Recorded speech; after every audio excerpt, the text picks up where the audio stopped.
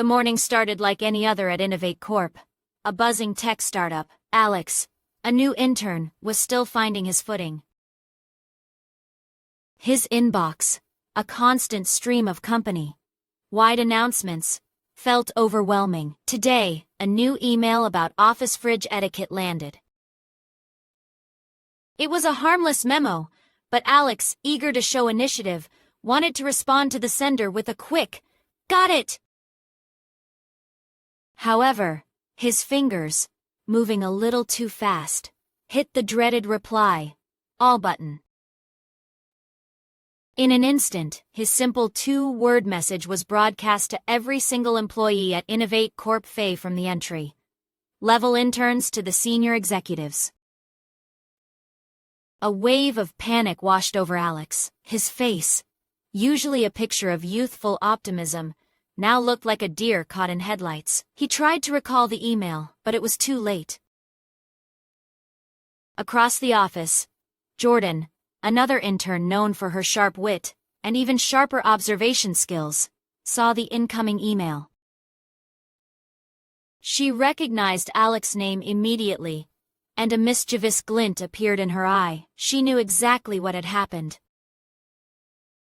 Jordan, always one for a good laugh, and never one to miss an opportunity to stir the pot just a little, had an idea.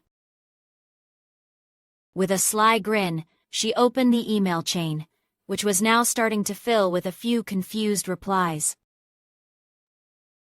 She decided to add her own twist to the unfolding drama. "This is hilarious," she thought, tapping away at her keyboard. She composed a new email, taking Alex's innocent "got it" and forwarding the entire chain, but she didn't just forward it. Jordan added a string of increasingly dramatic emojis, a crying, laughing face, a skull, a fire, and a clapping hands emoji, all aimed at highlighting the absurdity. And to whom did she forward this masterpiece of digital chaos? None other than the CEO, Miss Evelyn Reed, renowned for her no-nonsense attitude and strict email policy. A moment of silence fell over the office as the ding of an incoming email echoed. Everyone, it seemed, had just received Jordan's email. Alex, who was already turning several shades of crimson, looked up to see his screen light up with the new emoji-laden message.